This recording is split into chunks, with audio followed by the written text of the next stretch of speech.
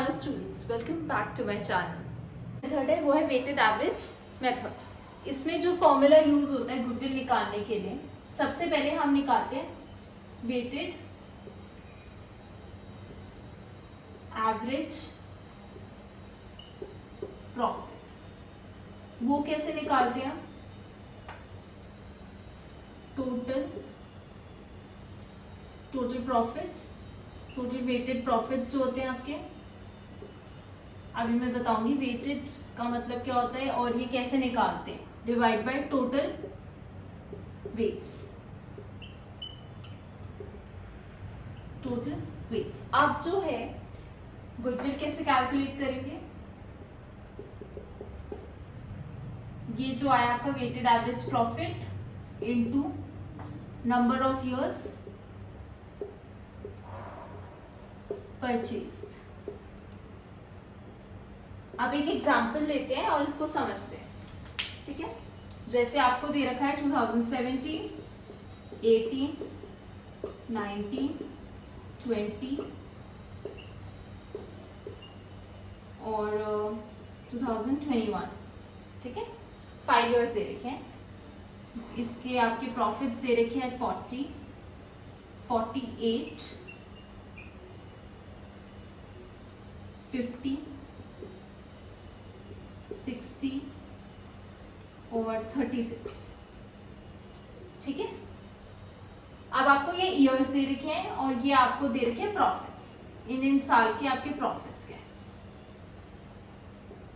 आप ये टेबल बनाएंगे, ये आपके क्वेश्चन में दे रखा होगा, आप टेबल बनाएंगे। टेबल्स में आप लिखेंगे ईयर, प्रॉफिट्स, वेट्स और प्रोडक्ट, ठीक है।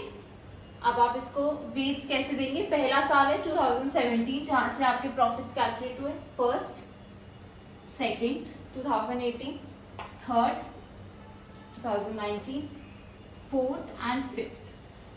आपको करना है ये इंक्रीजिंग ऑर्डर, सबसे पहले छोटा साल, फिर उसके बाद बड़ा साल, ठीक है। ऐसे ऐसे आपको अगर जैसे ऐसे दे रखा है 2018 या 2020, फिर उसके पीछे 2019, ऐसे उल्टे में दे रखा है, तो आप सबसे पहले छोटा साल लिखेंगे और उसको नंबर 1 वेट देंगे, फिर सेकेंड ईयर, फिर वो प्रोडक्ट, इन दोनों का product, profits into weight, profits into weights. 40,000 into 1 is 40,000, 48,000 into 2 is 96,000, 50 into 3 is 1,50,000, 60 into 4 is 2,40,000 and 36 into 5 is 1,80,000। अब आप इसका करेंगे total and total of weights, because आपका वेटेड एवरेज प्रॉफिट कैसे निकलेगा? टोटल में अब सेकेंड मेथड जो है वो है super profit method. Super profit method, super profit method. Super profit क्या होता है? जैसे एक बिजनेस है, सेम बिजनेसेस हैं, सेम कैपिटल लगाइए, अगर कोई एक्स्ट्रा प्रॉफिट कमाता है सेम कैपिटल से तो उसको बोलते हैं सुपर प्रॉफिट, ठीक है। तो सुपर प्रॉफिट मेथड में गुडविल जो कैलकुलेट होती है वो होती है, हमने पहले सीखा एवरेज प्रॉफिट निकालना, वो हम इस मेथड में भी यूज करेंगे। Total profits divide by number of years, ठीक है। Average profit equals total profit divide by number of years, ठीक है। उसके बाद हमें जो नया सीखना है वो है, सबसे पहले हमें निकालना है कैपिटल एम्प्लॉयड। कितना कैपिटल हमने बिजनेस में लगाया है जिस पे हमें एक्स्ट्रा प्रॉफिट हो रहा है उसको बोलते हैं हम वो कैलकुलेट करेंगे। कैपिटल एम्प्लॉयड दो मेथड्स हैं कैलकुलेट करने की, एक है asset approach. Asset approach, asset approach से हमने क्लास 11th में भी हमने सीखा है कि हम कैपिटल कैसे निकालते हैं। वो होता है assets minus liabilities. Asset approach से कैपिटल एम्प्लॉयड ऐसे निकलेगा, capital employed equals assets minus liabilities. तो हमारा कैपिटल एम्प्लॉयड लायबिलिटीज अप्रोच से हम लोग ऐसे निकालेंगे लायबिलिटीज अप्रोच। आपको अगर एसेट्स और लायबिलिटीज दे रखे हैं तो आप ये वाला मेथड से निकाल सकते हैं कैपिटल एम्प्लॉयड। अगर आपको इंफॉर्मेशन दे रखी है जैसे कैपिटल ऑफ द पार्टनर्स, ठीक है, माइनस प्लस रिजर्व्स, अगर रिजर्व्स हैं कोई, अगर आपको इंफॉर्मेशन जैसे क्वेश्चन में इंफॉर्मेशन दे रखी है आपको उस हिसाब से वाला मेथड यूज करना पड़ेगा। Capital plus reserves minus goodwill. अगर बुक्स में कोई गुडविल दे रखी है वो वाली, minus non trade investment. Non trade investments वो इन्वेस्टमेंट्स होती हैं जो बिजनेस करता है बट अपने बिजनेस को बढ़ाने के लिए नहीं, एक्स्ट्रा जो पैसे आने हैं उसको कहीं और इन्वेस्ट करने के लिए। ये जो नॉन ट्रेड इन्वेस्टमेंट होती है इससे बिजनेस का कोई फायदा नहीं होता, ये बस ऐसे ही एक्स्ट्रा अमाउंट एक्स्ट्रा इन्वेस्ट करने के लिए।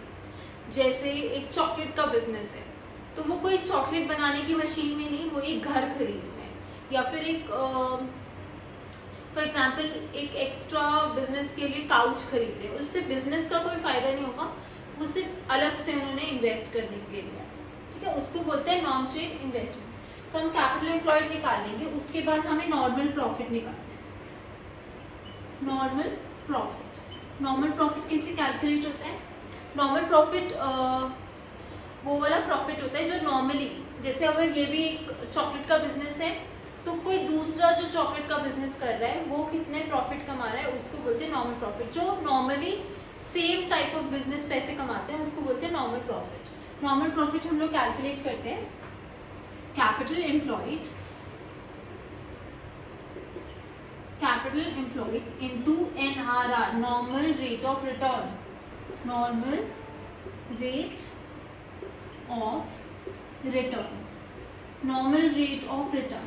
ऑफ रिटर्न जैसे सेम बिजनेसेस कितने पैसे कमा रहे हैं वो होते हैं नॉर्मल रेट ऑफ रिटर्न। अगर चॉकलेट का बिजनेस है तो दूसरा बिजनेस है वो भी चॉकलेट का है, वो कितने पैसे कमा रहे हैं, उनको कितना रिटर्न मिल रहा है उसको बोलते हैं नॉर्मल रेट ऑफ रिटर्न, ठीक है, डिवाइड बाय 100। ओके, तो ये निकल गया नॉर्मल प्रॉफिट। अब हमें क्या निकालना है? फर्स्ट स्टेप हमने क्या था, कैपिटल एवरेज प्रॉफिट निकाला था। सेकंड स्टेप हमने कैपिटल एम्प्लॉयड निकाला। थर्ड स्टेप हमने नॉर्मल प्रॉफिट निकाला।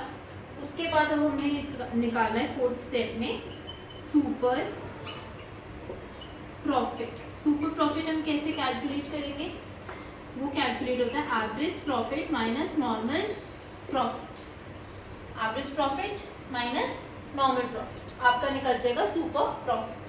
फिफ्थ स्टेप में आपको निकालनी है गुडविल कैलकुलेट होगी super profit into number of years purchased,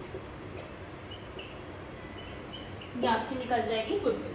आपके क्वेश्चन में दे रखा होगा कि गुडविल कैसे नंबर ऑफ इयर्स परचेज के कितने हैं। आपको कैपिटल एम्प्लॉयड के लिए या तो इन्फॉर्मेशन दे रखी होगी या फिर डायरेक्ट अमाउंट भी दे सकते हैं कैपिटल एम्प्लॉयड। एवरेज प्रॉफिट आपको ऐसे कैलकुलेट करना है। उसके बाद आप निकालेंगे normal profit is equal to capital employed into normal rate of return into divide by 100। Super profit equals average profit minus normal profit. Goodwill super profit into number of years purchase. तो आपको इस method से goodwill calculate करने के लिए आपके तो question में स्पेसिफाई होगा या ऐसी इंफॉर्मेशन दे रखी होगी जिसमें आपको इस मेथड से आप सब निकाल सकते हैं। स्पेसिफाई होता है वैसे हर क्वेश्चन में, बोर्ड के क्वेश्चन में हर जगह स्पेसिफाई होता है कि आप ये कौन से मेथड से गुडविल कैलकुलेट करेंगे। सो ये आपका हो गया थर्ड ऑफ कैलकुलेटिंग गुडविल। पहला मेथड था simple average method, second method था वेटेड एवरेज प्रॉफिट मेथड और ये थर्ड मेथड है सुपर प्रॉफिट मेथड। ओके।